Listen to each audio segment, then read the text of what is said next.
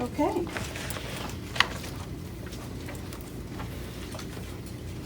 Cayman, I'm up. you're up. So I would say there's probably basically four main things on this. One would be putting the trainer back in to the full-time position.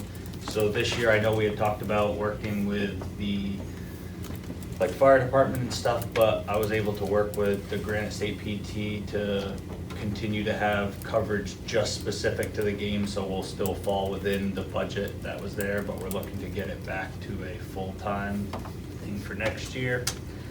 The officials line, they changed the way the pay scale used to be. They used to do like a 0 to 40 miles is X amount, 40 plus is X amount, and now they've broken it down into like 0 to 10, 10 to 20, 20 to 30, 30 to 40, and you don't really know where, like hockey's an example of a lot of those officials come from 40 plus miles away, so we're definitely gonna see an increase in the official line, which we're gonna see this year, which I kind of already adjusted for, but I just don't really know where that number's gonna land.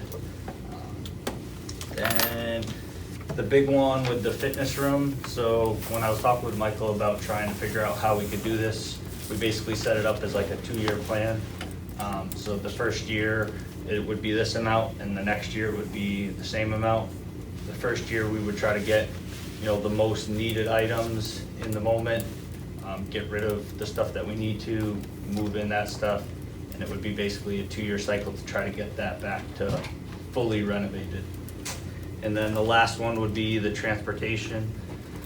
We basically based it off of the actuals with the 5% increase, but obviously that might need to be adjusted depending on what the actual contract comes out to be, but that's where we're at for now.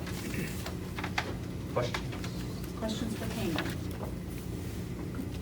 How come the fitness room upgrades weren't part of like the capital improvement plan? We did cafeteria tables. Good. Good question. It's a great It's not question. something we've discussed at building and grounds. So there's no transportation for middle school? So middle school I was actually just catching that. I'm not entirely sure who put those lines in, because I was not the one that put that in, so I was gonna ask Debbie about that after. Yeah, co-curricular is not the same as athletics, and there was no request for the co-curricular.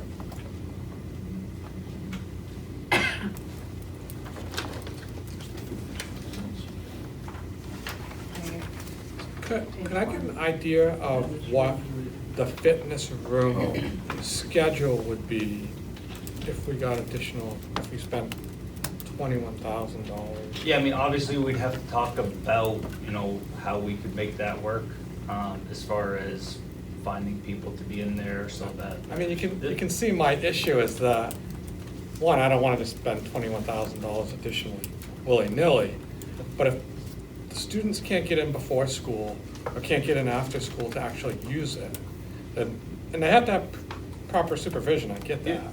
But I can't support something that doesn't get used as a traditional weight room, and a lot of kids can't use it during the school day. They have to use it before or after school. I would say one of the ones that we had talked about in the past was with the athletic trainer for the after-school piece, because kids would be coming in for, different things to be, whether they're rehabbing, and they would be in that facility for a certain amount of time after school and then off to practices from that point, because there is a little bit of gap in time.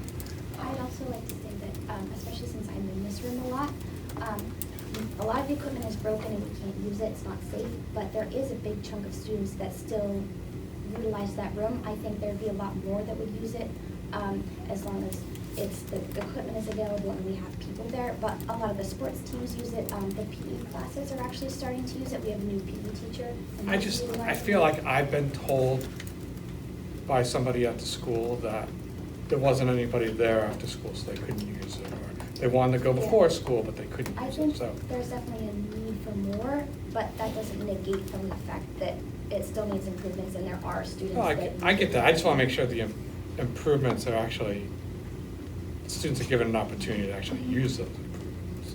And then my conversation with Cayman is that we're looking at if we have a athletic trainer that is there more than they are now, we look at that as a training facility or a rehab facility, so bringing in the right equipment that trainer can use, if necessary for our athletes to get stronger, particularly if they're injured, but also to provide that opportunity for the exercise that they need. So it would only be available for athletes? So if No. a student isn't enrolled in sport? No, our PE teacher is currently utilizing that facility as well. But like if someone wanted to use it after school that wasn't part of a sports program? As long as there's supervision. So if you can run me again on a trainer, there's a lot of conversation about that last year. And that person is there for the games, correct? Is that predominantly what they're there for the practices as well? Currently, for this year, it's been just games only. But Right, in the yeah, past, obviously, there's been times where we haven't been able to fill it, which is, I think, where a lot of the questions came from in the beginning. And I unfortunately wasn't around last year to talk as much about it. But that was kind of where we landed, so we're making do with it this year, but I really think it would be beneficial to our students to bring it back. Because I had talked about potentially trying to make it a position within the school, but again, knowing what the cost of that is beyond just the salary is a big thing, so trying to find the happy medium. So if I understand the numbers correctly, looks like you're putting in $20,000 or maybe $30,000 to pay this individual. Yeah, so previously it enough? was like 27, but then talking with them, it's basically $10,000 a season. That's what the breakdown is. So, It's a contracted service, it's not an employee. Yeah. So if the trainer went back in full-time, would it be then expected that those hours would then be expanded for pre and post-school exercise? It would be So then that would go basically hand in hand covering with your fitness practices room and upgrades. games and No, stuff like well, that. I want to clarify, I don't think the athletic trainer would be doing before school No. in the weight Okay. room. That would have to come from staff, because this would be contracted services for an athletic trainer.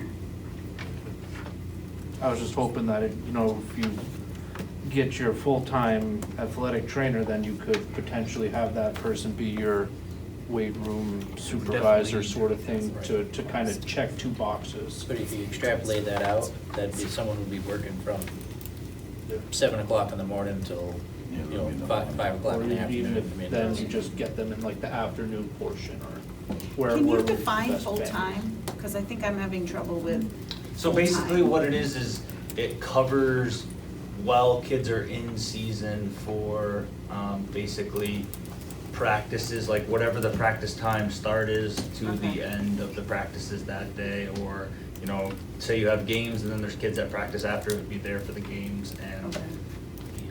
So it doesn't cover opening up the fitness room in the afternoon?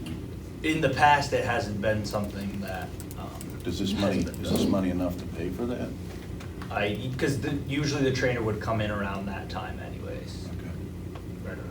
Right after school is usually when the trainer would come in. And Cayman, just to clarify, it's, the reason we went with a different option last year wasn't because we didn't see the value in the athletic trainer, it was because we couldn't find anyone at the time, and so we were carrying this athletic trainer in the budget from year to year.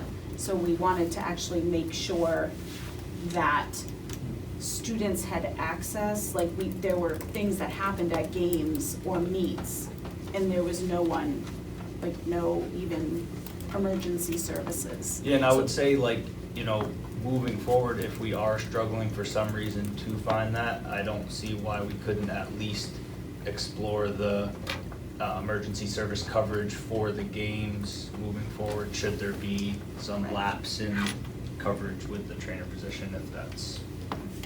How are we funding the athletic trainer this current fiscal year? Out of the $10,000 we put in for the emergency services, That's going to run out there, right? he's working on that budget. Yeah, we're working within that, because I contacted Granite State Physical Therapy to let them know, like, hey, this is where our line is at. I need you to kind of update me of where we're at so that we can make sure that we fall within that while still giving the coverage to the kids for all 3 seasons. I have a question on the fitness room. Does the 24,000 cover the maintenance costs of the equipment? Well, there would probably have to be a yearly plan of people coming in to service it. So the costs of maintenance beyond that, there are warranties on the new equipment for certain periods of time. I have, what the layout of all the different stuff is. That is a list. So you want to know, would this have ongoing costs? Is that what you're Correct. asking? Maintenance of the equipment. Heidi, I think we'd be looking for that for the once we put the equipment in place, we'd look for a preventative maintenance plan for the following year, Okay. an annual preventative maintenance Because plan. it would be under warranty the Yes. first year. Yep. You wind up adding a line item for the maintenance. Yeah. Is that a relatively small cost? I mean, I think it's one of those things, as long as you're keeping up with stuff, I don't think you're gonna see it being an outrageous cost. If you wait, like when COVID stuff happens, and if you get 3 years behind, you can see how quickly things can add up. But I Yeah. think as a yearly, How'd we maintain it before? Because there used to be a class in there. There is a repair and maintenance line in athletics, and you can see we spent $1,168 last year. We have $1,000 budgeted this year, and the request next year is $1,500. So we have done maintenance on some of the items. Well, I mean, back when there was a class in there, Mhm. we couldn't have let this go into, I'm saying Right, this yeah, was we've like had repair 4, maintenance for a 5, while. 6 years ago. Yeah. So this is, yeah, it would A have while been just ago. before, like. It was before you. I think my first year was the last year of it. just, I mean, Yeah, It's come up nothing's there. been done to it since. It's Right. come up every year. no, I know. I'm just saying, Yeah, I'm we not maintained it entirely sure. before is my point. Back when we chose to maintain it. Is there any kind of We opened it. insurance coverage? I see for buildings and ground, I assume that's for the buildings themselves, but in this case, I'm just thinking about if somebody's hurt during a practice or hurt using the weight room, is there any kind of liability insurance the district carries? Yeah, we carry liability insurance, and if we were negligent, then we would be found. Yeah. The insurance carrier would, we have coverage. One more question. Yeah. Yeah, just one, dues and fees, is that all all the NHIAA? Yeah, stuff? different stuff. But actually looking forward, not to this year, but the following year, they are increasing some different stuff from their end, so that number could change, if not here. Because they give us, a couple of years' notice with those types of things. No changes to the uniform budget, Yep. it looks like, no increases or anything? No. Can you remind me, what is the cycle? 4 years. So basically it goes from the varsity, technically it's 8 years, because it goes from the varsity and then the varsity to the JV for another 4 years. But that 4 years is working? Yeah, I haven't noticed anything too crazy. I mean, we're probably just getting into, from when I started it to getting it into the JV kids' hands. Like, I think baseball and softball are 2 of the teams that are up this year, so. I know JV baseball was one of the ones where the uniforms kind of had gotten misplaced, but they'll have last year's varsity uniforms, so those will be back to. So this keeps us on our Yeah. uniform replacement schedule. Other questions? Okay. Next up, Silas. There's just a couple of kind of bigger items. The curriculum adoption line, I have money in there anticipating that we will purchase some literacy curriculum as well as literacy assessments. We have a lot of staff going through the letters training. We have a literacy committee put together to be looking at what it is that we need.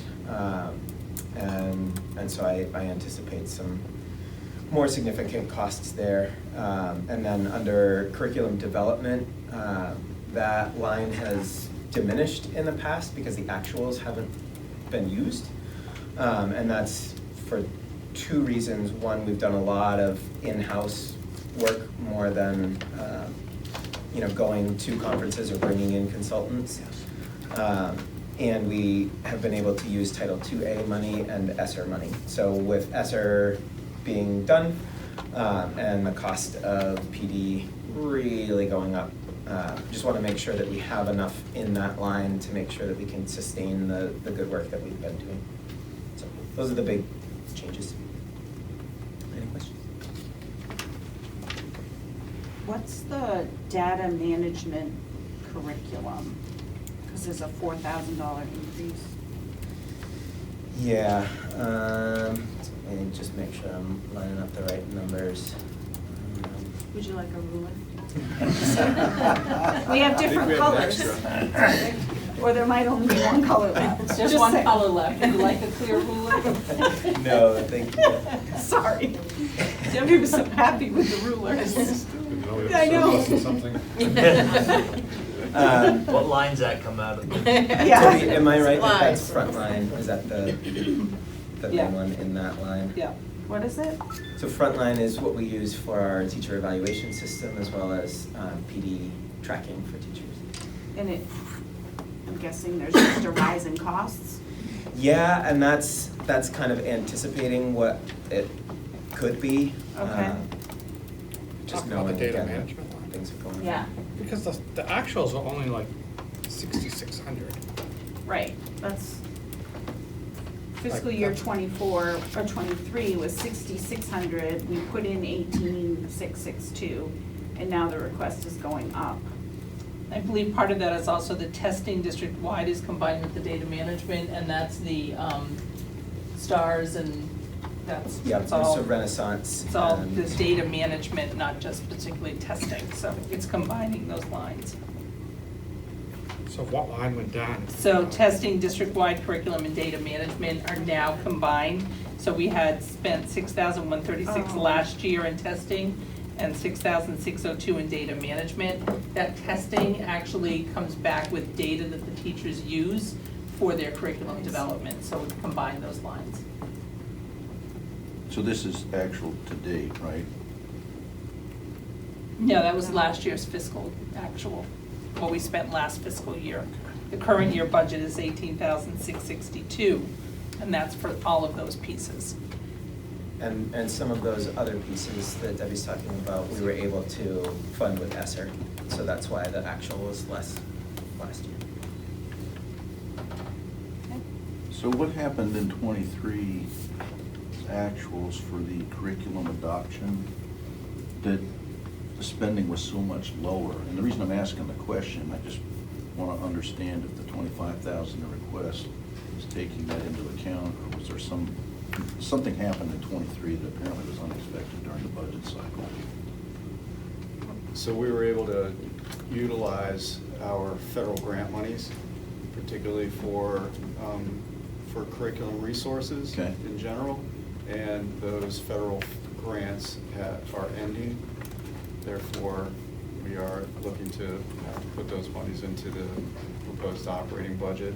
And we usually will use this line specifically if we're buying, say, a new program or resources that go along with an update to our curriculum and our teaching practices. So if I understand what you're saying, basically it's an inflationary increase 23 to 25, and you don't have the grants, so the spending is pretty much still in line with what we've been doing, right? Right.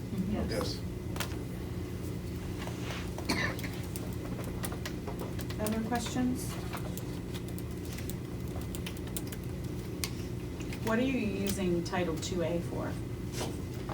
Title IIA funds stipends for our shared leadership model, so all the teacher leaders, mentors, and liaisons get paid through that. Okay. Our dues to different organizations that we belong to, and PD. It's just that that allocation has gone down roughly 10 to 15,000 in the time that I've been here. Okay. And the cost of PD has gone up. Right.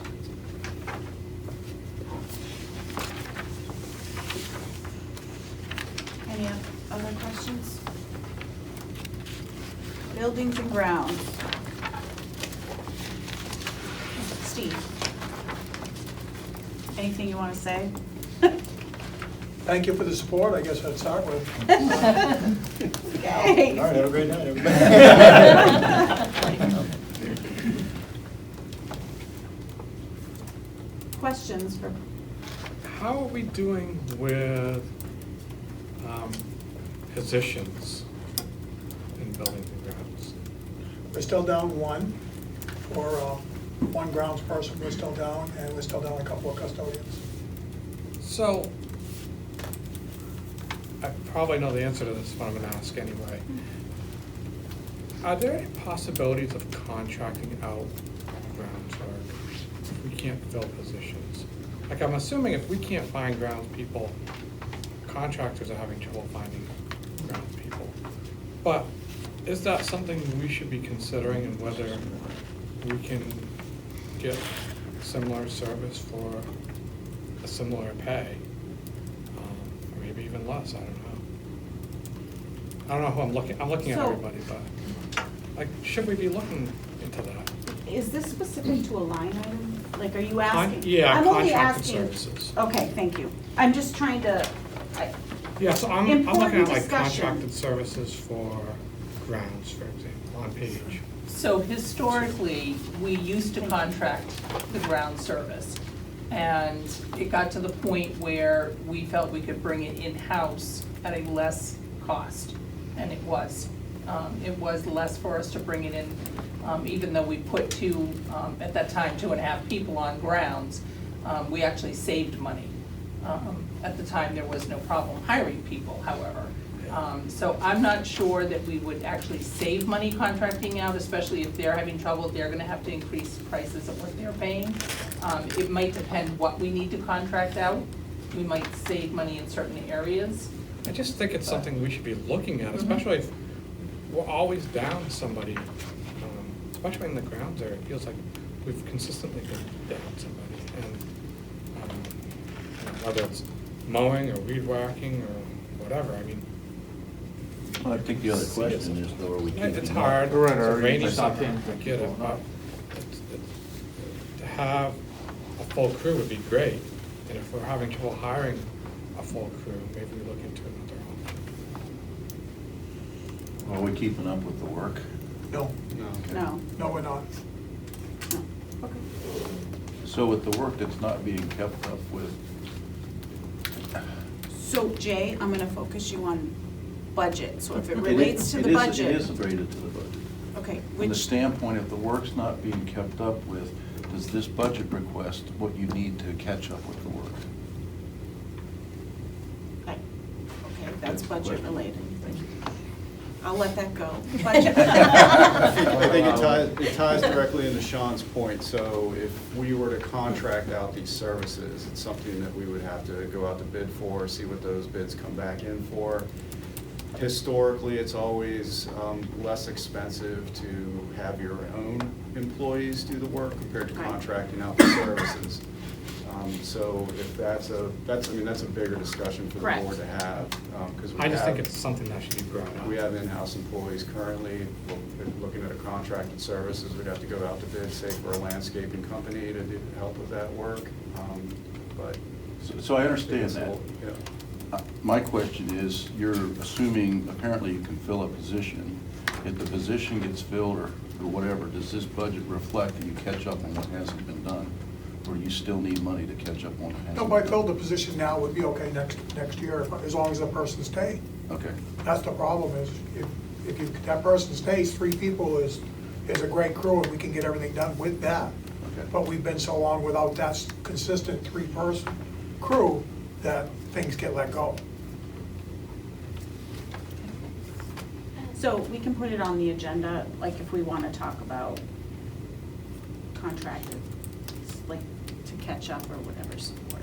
Yeah, I think we would start the conversation of building and grounds, particularly around. Perfect, let's put it on buildings and grounds. There you go. Kate? I have a question. So under the building improvements for BHS, I see that there's money put in for bathroom partitions. Correct. Is there a plan for future replacements and things for the bathrooms besides that? Well, the sinks have all been replaced, the tops, all but a couple of them have been replaced. And it already has, the flooring is already good, so it's just, that's all that's left. The toilets are functional, the sinks have been processed. Is there Okay, something that's not my specific? experience currently at the high school, Okay. which is why I'm bringing So we're it not, up. for instance, next year, we're slated to do the ones across from the cafeteria. Okay. So we're slated to go in and do all the partitions, because they're in pretty tough shape. Okay. All the flush-ometers on all the toilets and all the urinals will be replaced. Okay. The sinks have already been replaced, and the faucets have already been replaced. So that's what that would consist of. The project this summer would be Okay. flush-ometers, partitions. Okay. Do you have specific bathrooms you're thinking of? Well,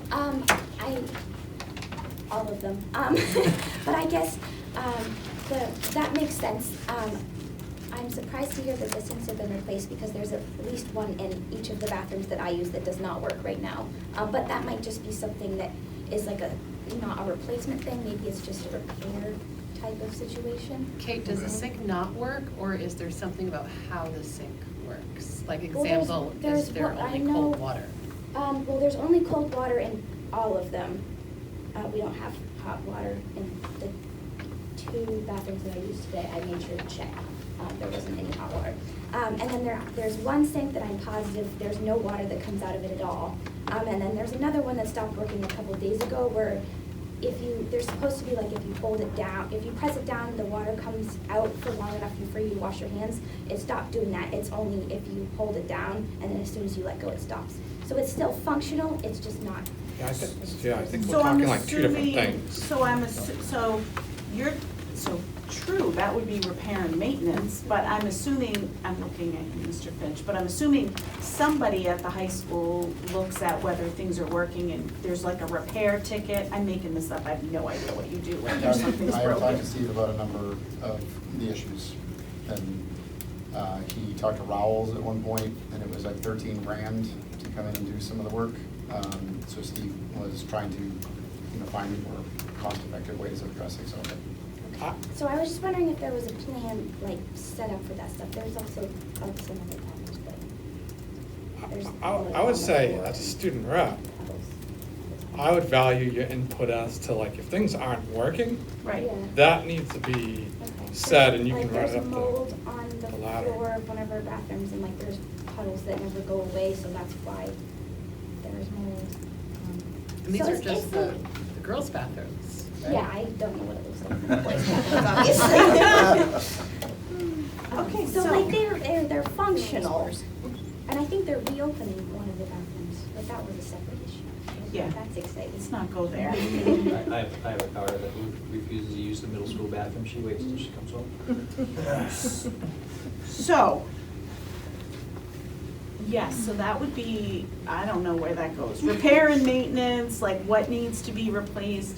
If there's a $13,000 repair, like we should be knowing about okay, so apparently there wasn't a $13,000. There was a quote for $13,000 to replace toilets and urinals that didn't need to be replaced. So I didn't bite. I mean, they need work for stuff to be put on them. What they projected just wasn't what they needed. They didn't even pull it off the wall and they made that assessment. So Okay. I didn't go there. Okay, yeah.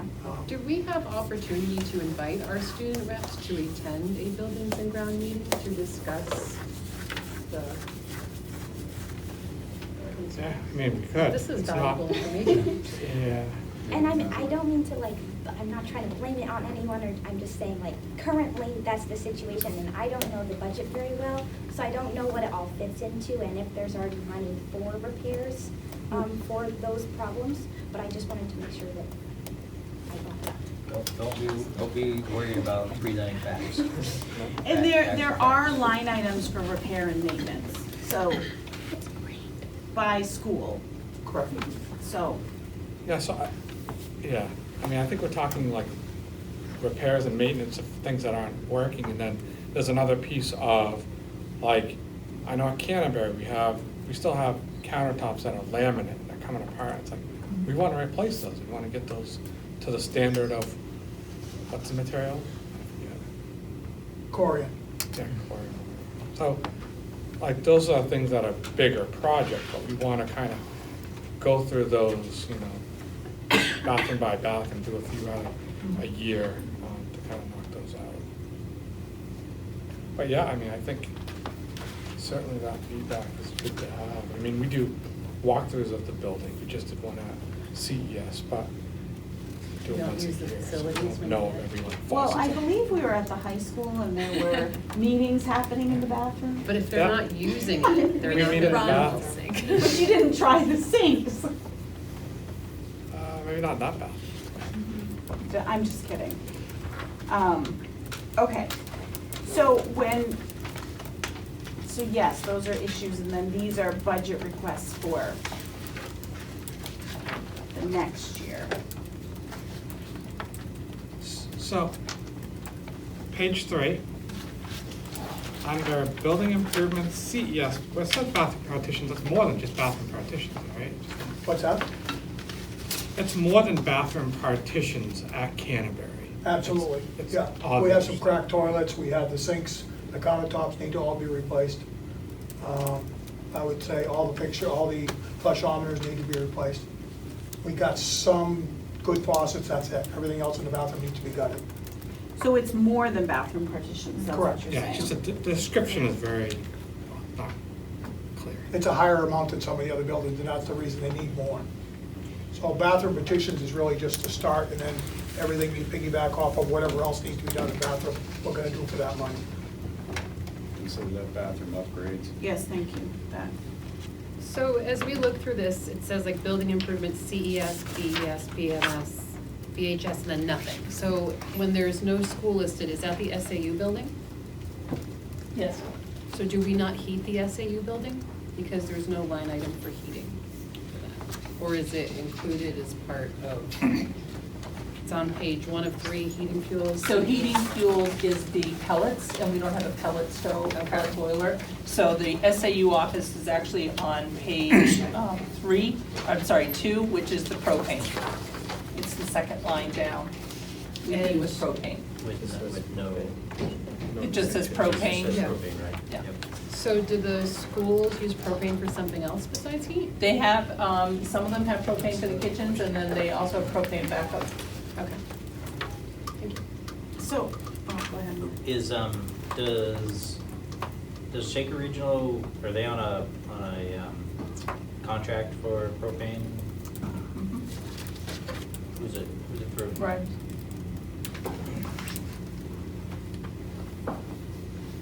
But we're not combining with anybody else, correct? No, we no longer do consortium purchasing. Is that what you're asking? Well, yeah, I mean, I know there's one in the Lakes region that I recently belonged to, and it brought my cost down significantly less than even Rhymes. I don't know, that's why I asked. How often does that contract go out, that contract pricing for propane? It was a 2-year contract with Rhymes. So when's it up? We've got another year on it. So at the end of 24, 25. We do try to use more pellets because we can get some rebates on the pellets, thermal recs. Steve, I have a question. BHS, the main office roof? Yeah, that's part of the roof, that's on the CIP? CIP, that's the next roof to be done at the high school. Well, we did all the roofs this summer. No? Not the main office one. All right. Propane's on a contract, why does it go up at Canterbury School? It's on a 2-year project and you're on year 1 of 2, why does it go up so much? We had to look at what the actuals were, so it depends on where we're using it. So some of it's used on the generator, some of it's used on the thermal rec, so we looked at what we actually used. And if the pellet boiler goes down, the propane goes up. That's your other source of Right. heat. So if for some reason I've got a major repair on the pellet boiler and I can't get parts for a month, we're gonna run propane for that whole month to keep heating the building until that's fixed. Right. So you should see a offset to, no one will go down. So the contract is a thermal, it's the per therm, not a flat rate for the year. What does snow removal entail? That's for contracted services. That would be for, GMI currently has done it the last 3 years. GMI comes in and we get charged per storm for snow removal, and whenever we need salt, we have to pay for that. That stayed pretty consistent. We haven't, that number's been there as long as I can remember. We've stayed pretty good. And typically, what we get charged depends on what the snowfall is. So it's broken down by ranges. At one point, the town did the plowing, and their crews shrunk, and we needed to outsource it. They couldn't keep up anymore, so. Canterbury's still managed by the town of Canterbury, right? Canterbury still does the plowing, and they do a nice job. Yes.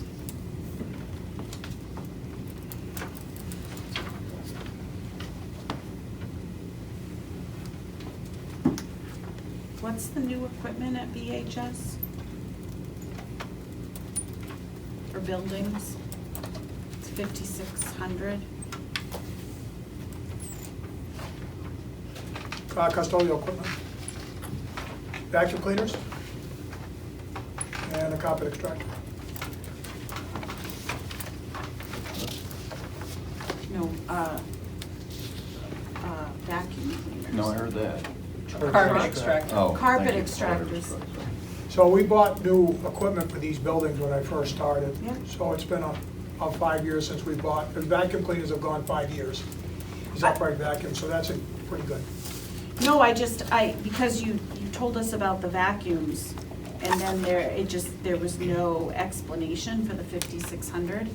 Okay. So I was like, I know about one $800 vacuum, but not 5,600. Okay.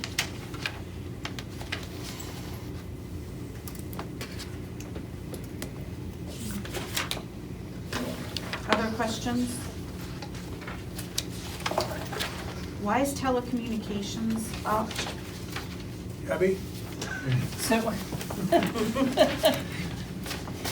so that includes the cell phones that we have, it includes our telephone charges, and it includes that wide area network, and we had to add another 2 pair for the high school. That was the contract that Jason had brought to you guys last Yeah. year.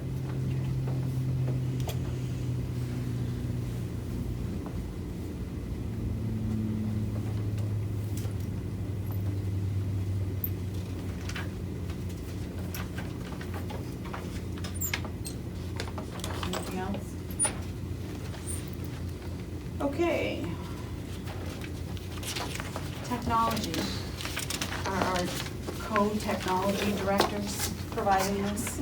Michael and Debbie? Yeah, so for vendors and contracted services and for software, or for our software and so forth, we put a 10% increase on our current contracts, as well as the new computer tech department down there that's looking to put in a new food service point of sale system, as well as the items that are listed on the CIP.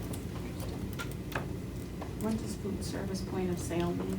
That's when you walk through the cafeteria line and Point of sale? They ring you up. That's the register. Do we need a new one? That's what I'm saying, like, what's So, wrong? yeah, so I'm just right, curious. right now they're using old, in 2 of the schools, they're using old laptop computers, so it's not really a real point of sale system.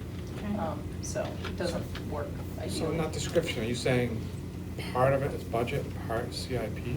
Yes, part of it is the new point of sale system, as well as the items that are on CIP. That makes up the total of the 59.5. So, Is that what's driving that line right above supplies and printed materials?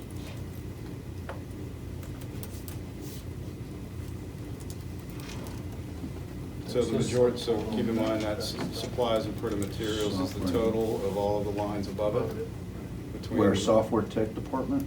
Yep, that's a 10% increase on our current software contracts. Well, that's more than 10%, going from 38 to 58,000.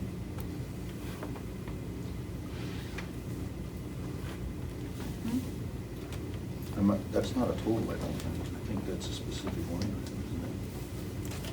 53,000 and 23, actual 38,980, 24 budget, 58,718. Am I reading that wrong? Yeah, up 19,000. Yeah, that's not, the software, tech software is up $19,738. Those are, the supplies and printed material are all up 20,000. So the software for the tech department is 19,738. Those are various contracts that we have for our servers. Then we also have purchase services, which is the third line down from the top. That one's up 20,000. Those are some of our current contracts for Alma, our student-based services, and some of those others. And then there's money for a frontline absence management. So the software for the tech department is the software that we use district-wide. That's up 19,000. And what would Frontline do?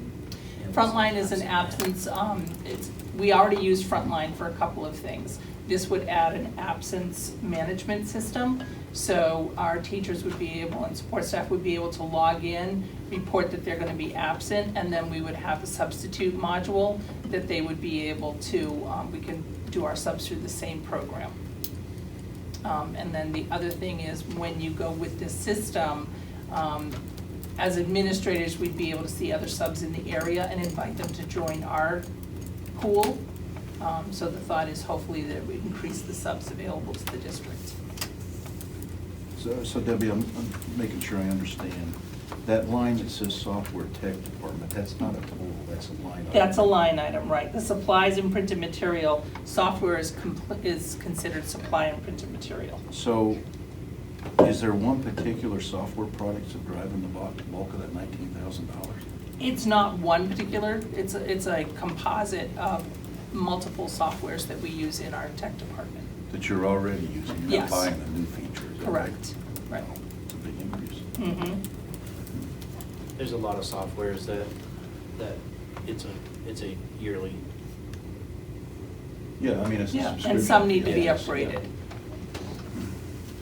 So on the CIP, just so this is the technology CIP. So we're looking at 24, 25. So which things are we, just so I'm clear, because the district smart board projector updating, we don't need to do, because didn't we just file those? Correct, we are not doing the smart board projector updating. We are not doing the smart board computers. We have the network switch upgrader. Yeah. We have the phone system upgrade, and we have the high school labs. Okay. So that's 54.5, and then the difference is the food service point of sale system. And then food service 5,000. point of sale service, that's the bulk of that $42,000 increase? No, the bulk of the increase, if you look under the CIP tab, That's what I just asked. there's 2 pages on the CIP. One is the buildings and grounds CIP, and the second one is the technology CIP. The plan for 24-25 is altered. We do not have the 15,000 for the district smart board projector. So that comes out, the 15,000 for the smart board computer comes out.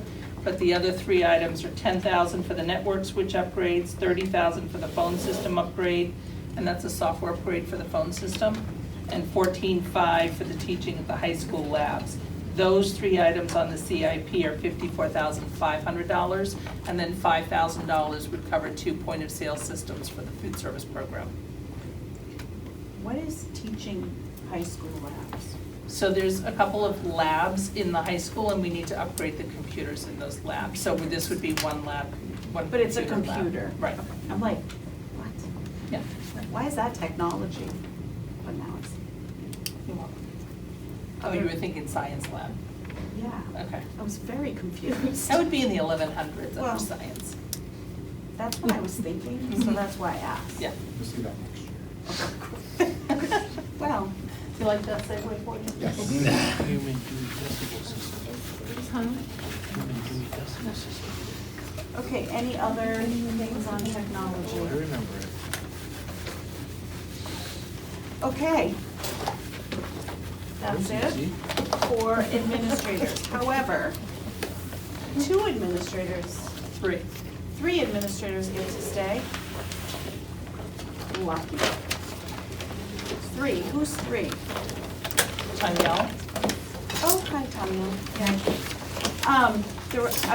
You're all welcome to stay, but I'm sure, look, they're all packing up, like, we're out of here. Okay, so, I'm just going down here, so, Matt, you are first, because you're first on my list. And we have your rationale sheet, so if you wanna talk about adding school to work coordinator additional days for that position. Yeah, right now, that position is budgeted for 20 hours a week. And it's supposed to be spread over 3 days to give students, a certain degree of access to that program. I know I alluded to that position and working on internships, extended learning opportunities. She takes lots of kids to school to careers, specific field trips. Polly's coordinated our career fair. That's been a big success the last couple of years in the spring. We want to expand that program, and in fact, she has already started working with the English department, who does senior projects every year, which in some ways are kind of like a mini extended learning opportunity. And she is hoping to be able to get more invested and involved in those, create more community partnerships to work with those kids. Polly has brought the program Zello into BHS. That is a personalized career connections program. But the position that she's working through right now, it's tough to get all of those are all being done in 20 hours a week in the building. She does not have enough time. So the hope is that we can at least expand the program to cover 5 days a week. She'd be there every day for an extended amount of time, giving students more access to those programs and opportunities. She is kind of the only show in town when it comes to those. And the cost would be for salary and benefits, $94.89 for that? Yeah, that's the increase. Right, the increase, because it's already. So the objective of this position is to ideally place or help place students in the workforce when they graduate. Is that my understanding? Or make connections between, our whole district motto is preparing students for an ever-changing world, and she's doing it as much as anybody else. She's trying to get kids into job placements. So for $94,000, That's not 94,000. 9,400. Oh, 9,400. Okay, never mind. I should wear my hearing aids next time. Never mind.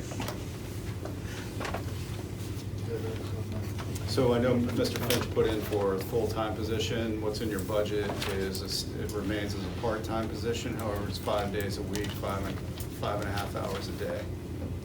So it's currently 3 days? It's 3 days a week, 20 hours total a week. Okay. So this would be whatever 5.5 is times. 7.5 hours additional. I see. Thanks for the math. Total, yeah. I was doing it though. Apparently I didn't have the new math.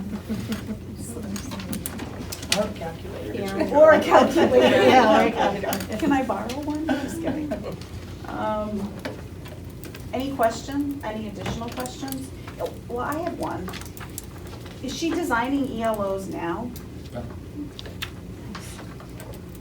It's just limited. Yeah, she's, yeah. I would love her to work with more kids. She tries to get into, it's easiest to get into English classrooms because kids Right. need a year of English every single one of the 4 years. So she tries to get into freshman English classes to get Zello accounts set up and to get them started in that. Most of the ELOs that she works with are more, junior year, senior year. It's not always like that. Sometimes you have a sophomore who'll do one, but it's primarily junior year and senior year. But she just doesn't have enough time to do everything that I know she would like to do. My original hope was to expand it beyond this, but. That's great.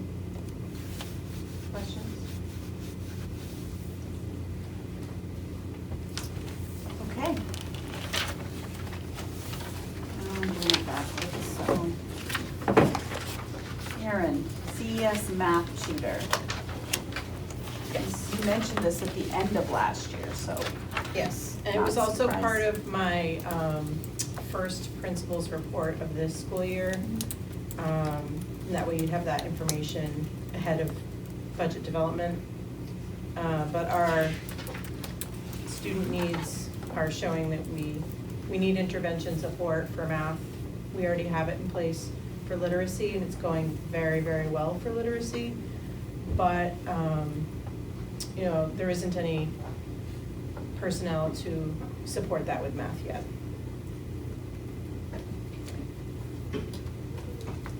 And so this person would be, I mean, a teacher would be designing the intervention that the tutor then implements? It's a collaborative process, so we have a student support team that works together in collaboration with the tutor. So I attend all of those meetings, as well as our special ed coordinator, the classroom teacher who wants the intervention, along with the tutor. And we collaborate to design the intervention and how it will be monitored. And we re-meet typically at a 6-week period. Why I'm asking is I want to make sure the tutor is the right, because we had this discussion a couple of years ago. There are certain things that if they're not qualified personnel, they shouldn't be delivering interventions. So it's supplemental. The students are still receiving their Tier 1 classroom intervention. Right, but I think we just have to be careful that a tutor is not, a non-qualified personnel is not delivering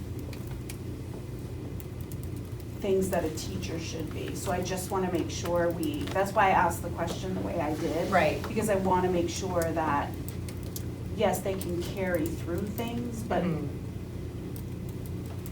that's all I'm saying. So I want to make sure we have what we need. And that would be the same for literacy too.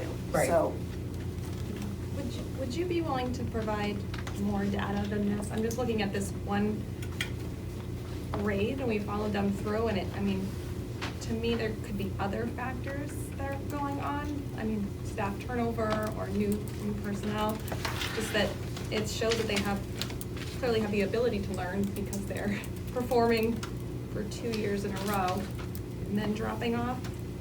Right, there's definitely a lot of factors at play, especially with this group.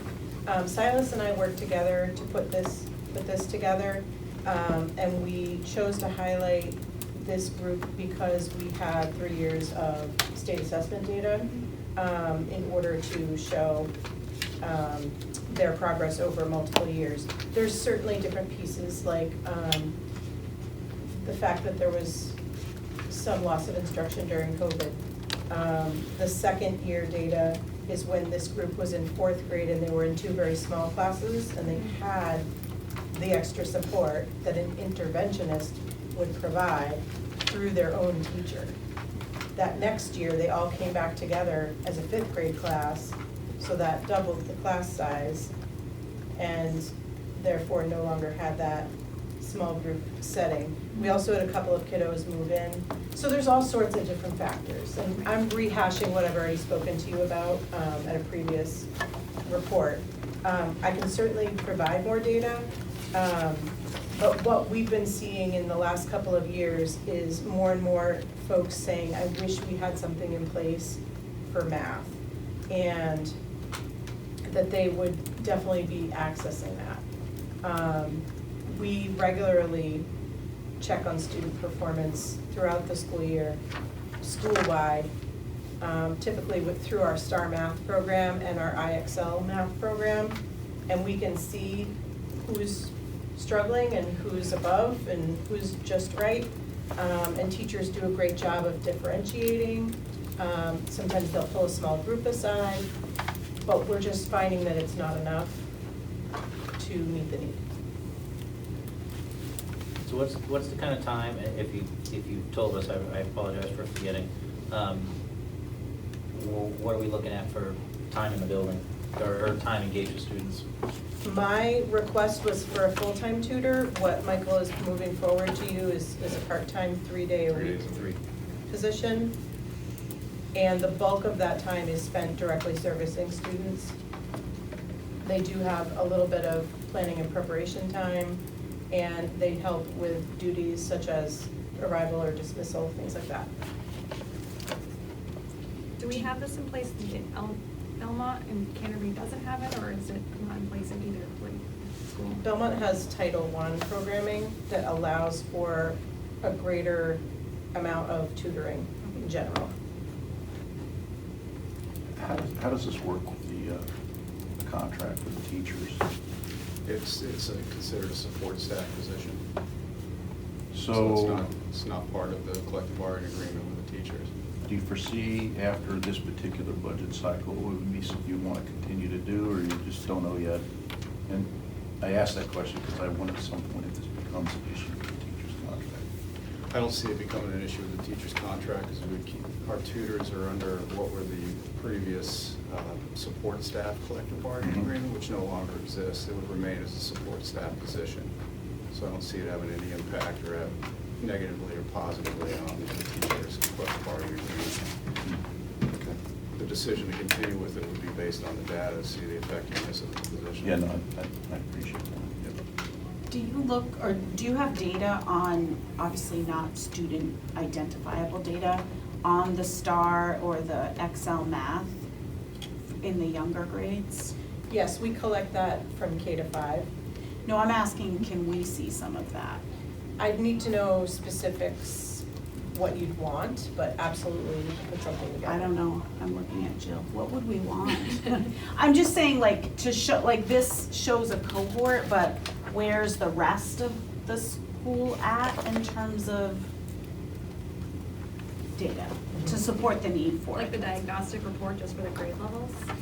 So it could be put together, and I'm just thinking out loud, the percentage of students who would be considered to be proficient, Right.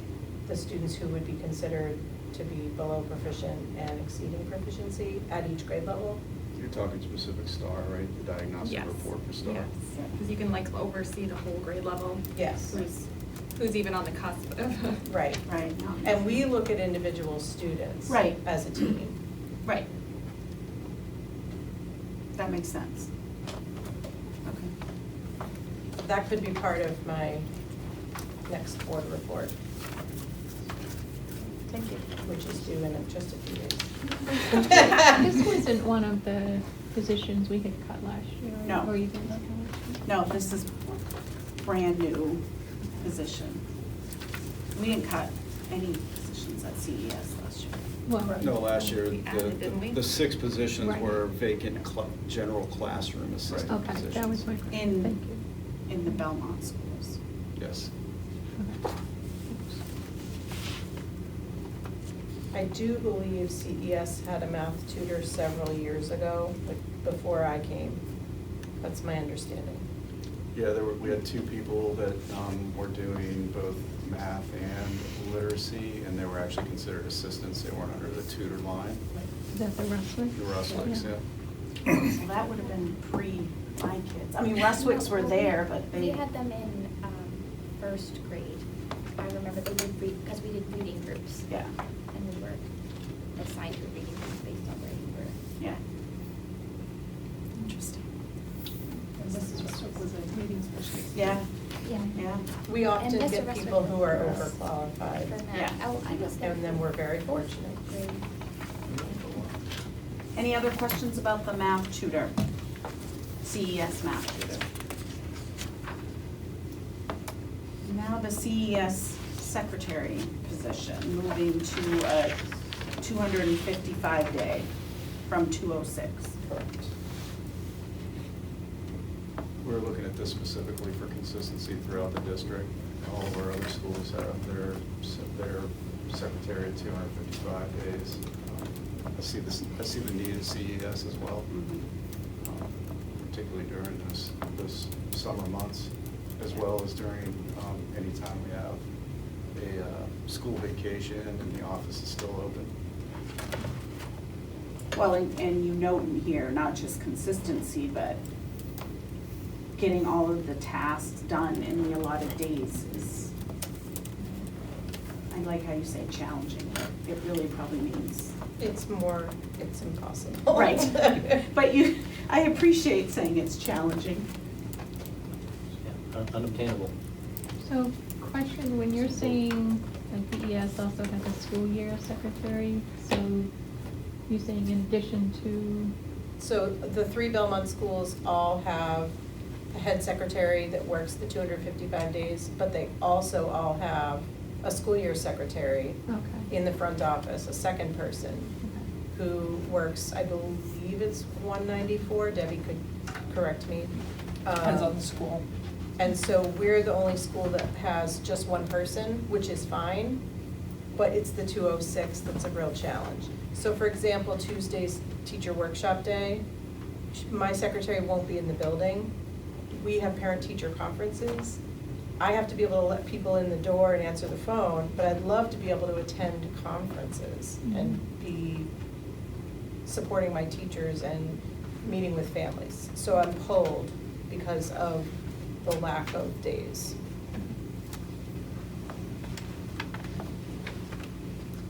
And the proposed budget already includes the secretary, the tutor, and the school work coordinator. Okay. Next up, we have Tanyelle, who can speak to the need. Yeah, so currently, for the past couple of years, I've been contracting with a company to support our students with a board-certified behavioral analyst, BCBA, at 2 days a week, and that's cost us quite a bit of money, actually, somewhere at the tune of, I think it's $130,000 or $40,000. So what I've requested is to hire a full-time BCBA with that money versus contracting with somebody for 2 days a week. And there's no rationale sheet on that. But it's but it is up in the very front. Yeah, it's in the front, but you're not gonna see a rationale sheet. Yeah, so I apologize for not putting the rationale sheet, and I did not include it because I actually took the money from my other eval out of the middle school and moved it over, although you don't necessarily see that in there because there's movement with kids. But I've taken it out of the other eval when I budgeted for next school year. So you're saying it's neutral, basically? Savings. Yeah. Savings, okay. correct. So the 134.15, is that salary, benefits? Correct. All that? Yep. All lumped together? Okay. Feel comfortable you can get somebody? Yeah, is it feasible? I'm optimistically hopeful that I'll get somebody. And then would it cover both elementary schools? It actually was, the 2 days is covering the middle school, so my plan right now is to continue to cover the middle school, and if there's FBAs that need to be done at the high school, to have that person available to do them at the high school. Right now, we currently have a full-time school psychologist that supports our ABLE program at Belmont Elementary School, and the BCBA that we contract right now supports exclusively to the middle school, the ABLE program. So there's no behavioral issues at CES? We have a full-time school psychologist that supports those students with behavior issues. I'm sorry, you said BES. BES, correct, but it's both. it's at BES. And we have a school psych, and we increased the social worker to support Canterbury Elementary School. Specifically, the full-time school psych at BES and the BCBA are to support the ABLE programs because of the needs of those students. Okay. And if we found a student needed to access the ABLE program, which we've had in the past, we transfer them through a process to Belmont Elementary School to access that program where they would have that support. Because we don't have the programming for that at Canterbury Elementary School. But if they needed an FBA done here. So if there's an FBA that needs to be done, Functional behavioral assessment. Yep, so it could be done by our school psychologist. And that's typically what has happened in the past if we've had a Canterbury student who needed that, who eventually made their way to our ABLE program at Belmont Elementary School. But specifically, this BCBA would be there to support our ABLE program at the middle school. Because right now, we have a full-time ABLE assistant at Belmont Elementary School, a full-time teacher that supports the ABLE program, and a full-time school psychologist that's in that program 5 days a week. We don't have that at the middle school. We have a full-time ABLE assistant, a full-time teacher, and a 2-day-a-week BCBA that we contract for.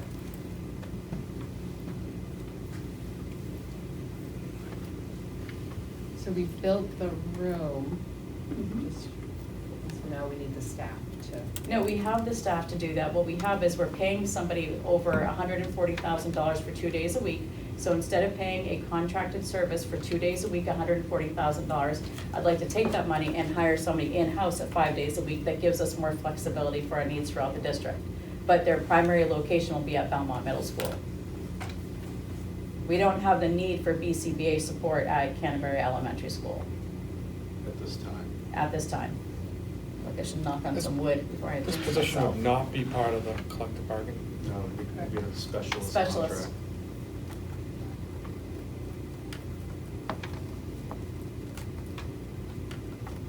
It also provides a consultative model between both the ABLE program at Belmont Elementary and Belmont Middle, that if our full-time school psych needed support in terms of an FBA or vice versa, that person, they could float between those two buildings if there was a need.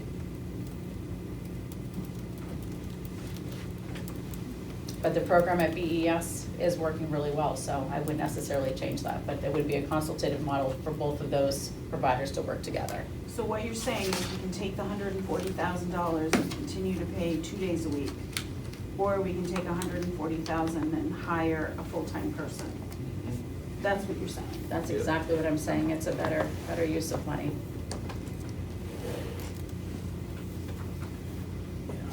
Yeah, assuming it can be filled.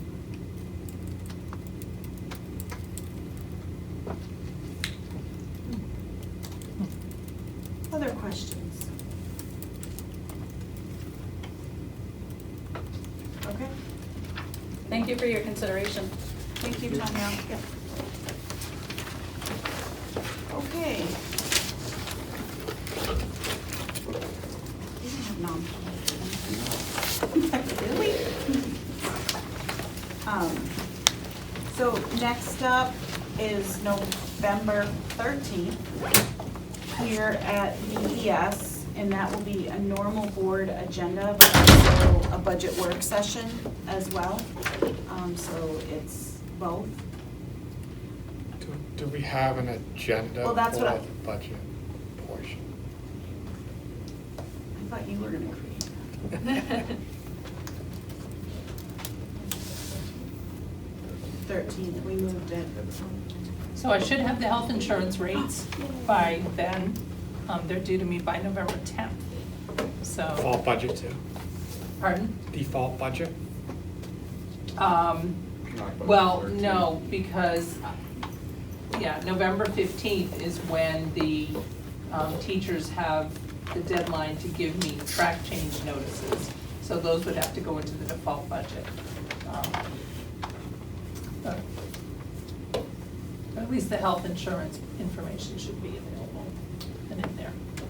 Some of you all, last year, at this point in the process, took a look at what the first submittal was and said, well, this is where we'd like to try to figure out how to get to as far as the tax rate increase. And that guided the next couple meetings on some pretty intense discussions of how we're going to get there. I don't know if you want to do that again this year or not. Well, the tax rate increase won't be available yet. Well, I mean, because- at that point, people were looking at the operating budget increase and the staffing increase. Might be the wrong term, but that really focused the discussion after I the mean, initial the discussion. problem I'm having is like, everything I see, even the new positions, everything looks good, it's needed, it's important. I don't know how we saw a 7% increase Yeah. to communities. That's where I'm stuck. Right. And I don't wanna say, well, no to everything new, because that doesn't take us to the next level. But, that's a tough pill to swallow. I feel like it tracks inflation though, right? And What's that? across the nation, inflation's been right in that 7% range. And it's the cost of life in America now. Everything has gone up in that similar, if inflation was 3% and you went up 12%, then somebody'd be like, all right, I don't know what's going on here. But if everything is unfortunately tracking in that way. I agree, but we are going to get hammered, I think. Pay has not gone up the same rate for the extras. Yeah, that's, That's the problem. the pay hasn't gone up, is what Jay was saying. not even for the teachers. I mean, I probably read more than I should, but, you know, like, complaints about the school district, people from Canterbury complaining about their taxes, people from Belmont, and we're coming in with like a 1% increase every year. Like, bare bones, like, we're doing, you know, I think a pretty good job. And then to back up, you know, a point something increase, a 1% increase, a point something, and then this year it's 7%. It feels like a spike to me, and I don't like it. So But Sean, it's a everything I little see bit is out valid. It's a little bit out of the objective of this meeting, but the other problem is I was excited to hear Canterbury and hear talking about what the town was planning to think about the tax increases.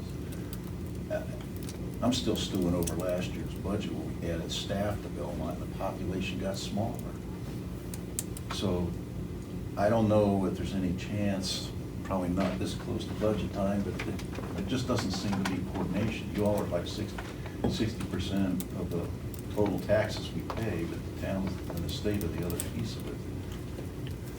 Frankly, some of the stuff the town wants to go do. Jay, you're referring to the town Yeah. adding staff? Yeah. Okay. Oh, I This thought you one- meant I'm us. sorry, let me be clear. No, the I'm town like, added we 5 added positions. staff? I don't think so. No, the You town cut added staff. 5 Just wanted to full-time clarify. positions. Out of 63, started at 63, they added 5. So I think the tricky part here is like when you look at salaries, it's so much. So if of the increase, we're looking at like over $1 million of this in salaries and new personnel. So we sit here and we nickel and dime Yeah. on all this Yeah, stuff this other that, stuff is that not the us with kids the need numbers. too. It's not there. I mean, everything we talked about tonight is, what, 18% of the budget, if that? If that. Yeah, it's less than that. That got back to my question in the last meeting, to ask about student-to-teacher ratios. And we may find they're too high, that's a whole nother conversation. On the other hand, I don't know if the board knows how they're balanced between classes. Michael, I'm assuming you're doing a great job, so don't take that negatively, but that's the only other lever I see here you can push. You got a contract you're stuck with. You got a transportation contract you're stuck with, and health insurance. Those are probably the 3 big drivers. of Well, this. we're not stuck with I mean, we are, but we're not, because if we go into default, that transportation contract wouldn't be part of it. So in thinking of That's a good question, Attorney. in thinking of the, we talked about the, trying to put together the student-teacher ratio. It's very difficult, particularly when you start talking about the high school because of the different courses that are offered. Mhm. At the, you know, it's easier to do an average at the middle and high school. You know, you have a certain number of students and a certain number of teachers. I mean, that's a rough average, if you will. I don't think it's gonna drive a conversation around adding or reducing staff to a degree. It'd just be a number that we would throw out there, quite honestly. And it's definitely very difficult to do at the high school level because of the different courses that are offered. Some are maxed out at over 20, others are much lower than that. Well, I mean, Debbie might look at it wrong, but it seems like if you really want to put a dent to 7%, those are the 3 buckets, and they're not easy decisions from what I'm hearing. And other than that, maybe drop it 0.5%, cut at the edges, and then try to sell it to taxpayers. Just high level, kind of looks to me. So if we've gone like a 1 to 2% increase for the past couple of years, we've been very lucky as to correct itself. Right. Well, and keep in mind, we don't even have health insurance rates, which let's hope they come in low, but that's. So I put them in a 10% increase, wanna which cut is that, what right? they were told. We were told, school care said nobody was gonna come in higher than 10. Oh, all right. So, and then It's only at the going down. meeting this past week, they felt that the highest would be 9.7%. So, Transportation contract, how does that go into the default budget? so, because there is no contract, it depends. There are some attorneys that say you're required to provide transportation, so you put in the contract amount. Some other attorneys say, no, you put in the current year contract, and then whatever you settle on, you just have to strip the rest of the budget to cover that contract if you end up with a default budget. So I will have to talk to Attorney O'Shaughnessy to see what he would recommend. Depends which law firm you go with. I mean, you're talking about being able to sell this to the community. I mean, it's hard to sell the increase to the community when their kids are coming home and telling them about how, a student got mad because they got a couple questions wrong, and they were jumping up and down on the table, screaming and yelling, and the teacher's just sitting there not doing anything about it. When students come home and you ask them, hey, what'd you do in this class or in this class? Well, we were given 3 IXLs, and we worked on the IXLs, and I've brought it up, direct instruction, versus the reliance on technology. And in order to be able to sell it to your community, we need to be showing that we have an appropriate or excellent, education being offered in the building. So I'll have to say and my kids are now have graduated, I'm on the budget advisory committee, so I'm hearing things here and there, but we hear nothing in Canterbury about what's going on at BMS and BHS, nothing. CES, she does put something in the newsletter, but no one is aware of the programs that are offered, what's going on at the school. And I think that makes a tough decision for people to have an increase in the budget when they don't really understand what's going on in the schools. I don't know how we do that, maybe getting more information into the monthly newsletter, but I mean, there's a lot that's offered through the district, and I think people that don't have kids in the district don't know what's happening in the schools.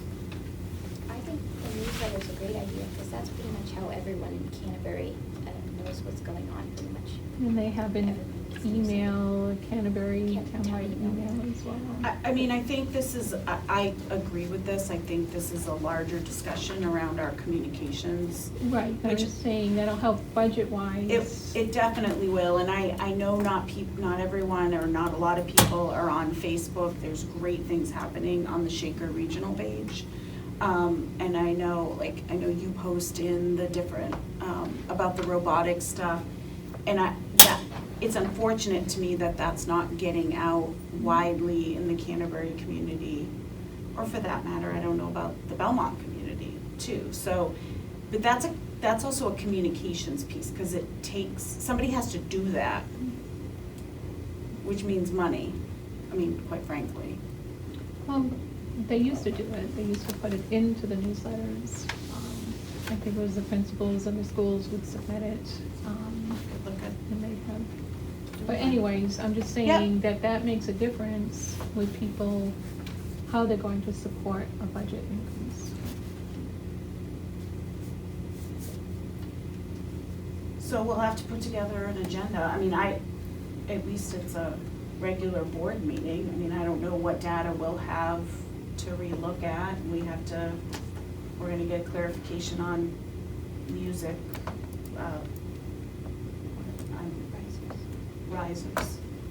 risers. Is that when we're supposed to be talking about competencies again, or is that the following That's one? 27th.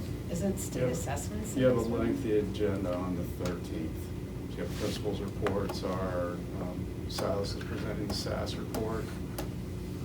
So it's gotta be the 27th. It is. I think it's gonna be, It's the 28th. It's the 28th. 28th. I think your budget section is gonna be Low. low because of the information that's gonna be on our regular board agenda is gonna take up the majority of our time. Okay. I just have Just another. because of the agenda items that are on there. Just one other question. So looking at the funds that we have, I'm looking at facilities and grounds at almost $500,000. At what point is there discussion on maybe taking some out of the budget and using funds for the funds? So we take that into consideration when we put the items, particularly in building improvements, coming right out of the CIP. There's the contribution from the trust fund as well as the operating budget. We have a major paving project that's on the CIP for the high school. I mean, it's a significant cost. I want to say it's around It's $482,000. close to $500,000. That we actually upped the amount of money that we requested to put into the trust fund. It usually was $100,000. We went to $150,000 to cover that cost, and it might even be more than that by the time it comes to paving it. So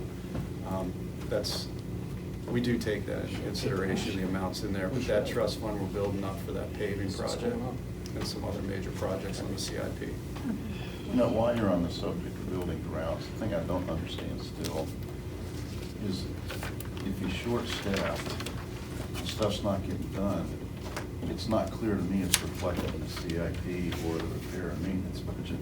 I would have thought some stuff would be starting to spool in there because it's not done and it needs to get done. And just hold that thought. If you want to pick it up on another budget meeting, I don't want to. And buildings and grounds could ask questions about that. We learned a lot about bathrooms. Yeah. So. I have a question. When does the spending stop? I mean, this budget keeps going up every year, crazy. I've had enough of it. I'm working 2 jobs just to pay. I know inflation's affecting everyone, but I don't get a raise every year, not even 0.5%. I'm lucky if I get 1% in 3 years. When does the spending stop? I know our kids need stuff, but I mean, holy smokes. You're talking about 7% in a time where a lot of this isn't business-based, tax-based that's paying this. This is residential housing. So that's a big difference when people are like, oh, no, it isn't. It is a big difference.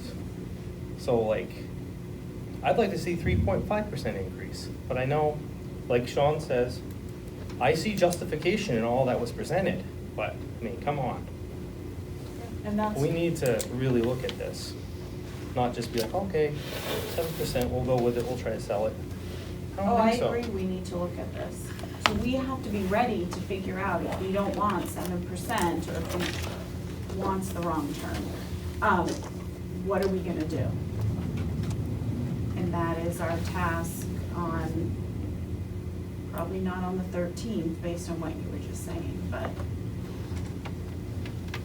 So I think to Jay's point, what happened last year is someone had said they wanted to see like a number. We threw it out there, and then we kind of looked at what that would look like and what would have to go. So maybe, And that's why I threw out 3.5%. So maybe we say, Because I know 1.5 is not realistic with inflation and everything, but I'm putting out 3.5. Someone else can put out another number. That's what I'm looking at. I guess my opinion is and I see where I understand what you're saying. If you're putting out a number at 3.5, you're gonna have to come up with where that's coming from. And I think everybody should do that. Everybody should have an idea of what they're comfortable with. And if I'm not comfortable with 7%, but I'm comfortable with 6%, then I need to find out where that difference is that I can't support to cut down to 6. Or if I want it 0%, I gotta find a lot of stuff in here that I agree with, but I gotta cut it. So.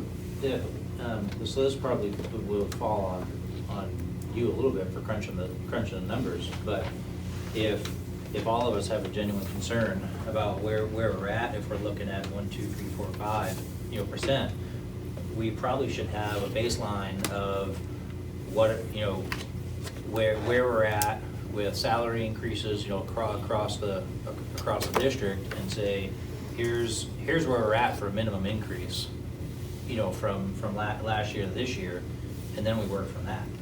Because we might go, I don't know, we might gobble up 2% of it just on contractual obligations. Well, to be perfectly brutal, okay, I'm the retired guy on the roof, and I feel it worse than you do. Because my retirement savings is going down with the daggone investment situation in the country, but, honestly, I think where you're gonna be at in those 3 big buckets, if that's where it is, to your point, there's gonna have to be a very hard discussion about how much can the town continue to support, or the towns, both towns continue to support. This year, whatever it turns out to be right now, we're looking at 7%. you know, another year of that, that basically doubles your, you know, the last couple of years, you basically doubled your property taxes. What the towns are doing, the school district's doing. I'm already seeing some of my neighbors leaving.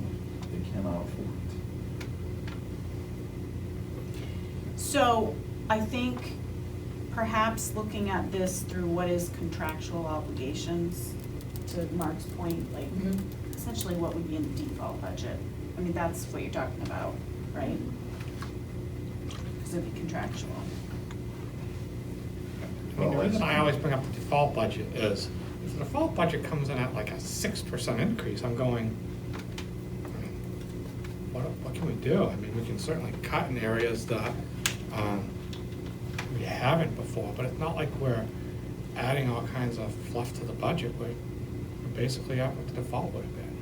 The default budget comes in at like 1%, and I'm going, you know, we may need to see a difference. Like me personally, I don't like to propose a budget that is higher than the default budget, but I'm willing to do that. It's just, we've been fortunate that we've been able to, there's a lot of people out there that wanted SB2 because they could say, you know what, we're just gonna default budget every year for the school district. And we come in here and we bust our butt and we provided a budget that is below the default. So all those people that voted for SB2 that wanted the default budget, they would actually be increasing their taxes more based on what we've done. But they'll still come in 8 out of and the vote last 10 no, years. because they're not educated on budget. So, yes. I appreciate Sean's suggestion. If board members have a number in your head, come into a meeting with the items to get to that number. In the past, it's always been put on the administrative team to get to that number. And I appreciate your suggestion of board members, if you have a number that you want to see this budget at, come in with those suggestions so that we can work off of it at that point. You mean, what would we cut? What would you get to that, how would you get to that number as a board member? Just realize Because most of us you've seen all- wouldn't know how to get to a certain number. I understand. We've talked about big ticket items, particularly tonight. It's those big ticket items that will get you down to a lower number specifically, because it's very evident in the budget as you continue to read through it. I mean, they pop right out what the costs, the major costs are. So I appreciate that suggestion, because it'd be very helpful, particularly if you ask me to go back to the administrative team and say, this is where the board's at. But I would love to be able to go and say, this is what some of their suggestions are. What's the impact on the schools? But I also want to know if we're going to say what, so like 4% increase to support staff, where would that put us in comparison now that others who had a contract come out, right? Like, I'm not going to say cut this when I have no, I don't know where we're at in that, right? So, I mean, so I'd like that data, Debbie. I will tell you that it's gonna be difficult for some of the surrounding districts because they've had to go back into negotiations and reopen their contracts. Okay. But even that But I'll information is get- good yeah. to know, right? Like, Yeah. because that matters. We know about unfilled positions again, like we did last year, ones that haven't been filled? We don't have that many that are unfilled right now, but I can certainly get that list. Each of the vacancy list. All right, thank you.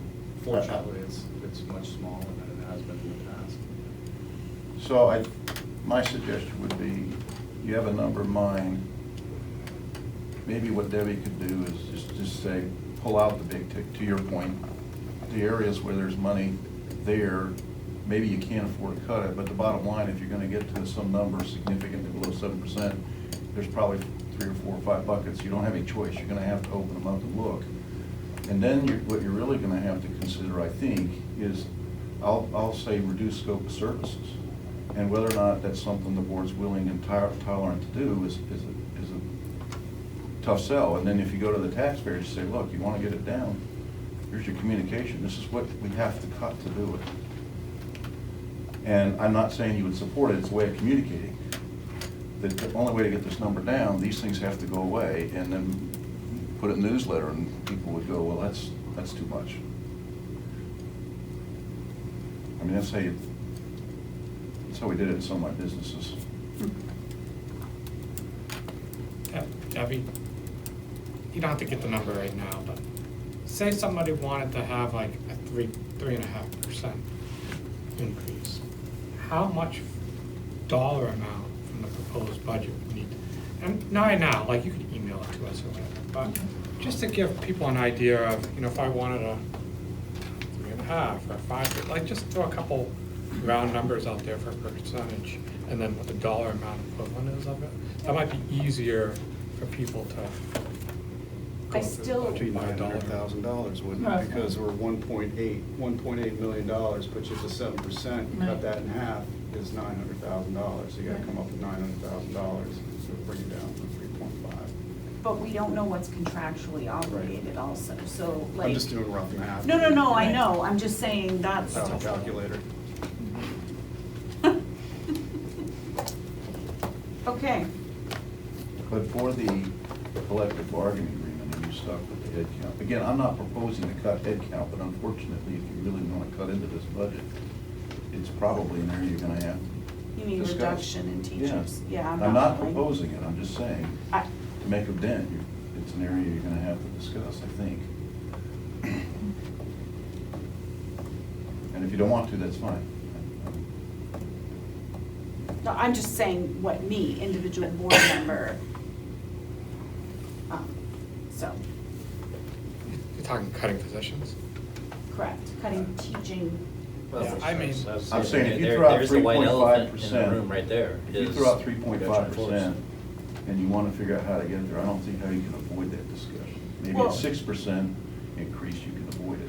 So just to play that out, I mean, it's not, I mean, we know that the high school operated last year reduced, which then means you reduce course offerings, which if people are okay, I'm not okay with that, so but I'm just saying, like, that's what that means, because the high school is where you have the widest variety of course offerings. But what that means is, we all talked about, like, kids going out into, whether it be the workforce or whether it be 2-year, 4-year, like, so then you don't offer classes. So that reduction of teachers that we had meant I did not take a math class for 2 years straight. Correct. So like, just so you know what that looks like. Right. I literally didn't have math for 2 years because we Correct. didn't have You staff gotta for it. abandon, I mean, at that point, you gotta abandon the 4x4 block schedule and go back to a, traditional 7-period day so you can have more offerings. Well, this doesn't get, okay, so I think, well, it It's- doesn't it's a give you more large- teachers. It doesn't give you more teachers, but it does give you the ability. I would just make a general statement on my own, which is every time there is a vacancy, somebody leaves the district, there's an open position, it should not, and I don't think you do this, I don't think we do this, but it should not be an automatic that we just fill the position just by this vacant. Every position should be looked at to say, this is really important and we really need this position. We refill the position, not a big deal. But I think every position should be looked at. I think we probably already do that, but we need to continue to do that. So I'm just noting the time. So, Make a motion to adjourn. Did you just do the public post? Second. sorry. Okay, well, now it's up for discussion, because somebody seconded. Who did? Okay. I seconded. Do we have to do public communication and correspondence? 'Cause somebody- Well, it wasn't a second time, but I just wanted to point it out that it wasn't a second time. Oh, well, then I don't want to do it. Okay. We don't go. Sorry. Well, this Delete is it. designed as a work session, not as a full board meeting. We had it offered, which is. Hang out for a few, and just go do it. First So we're was not Jeff, backstage second still? was I guess Sandy. not. All those in Better call my favor of the taxi. motion as presented, I'm gonna indicate by say saying seven. aye.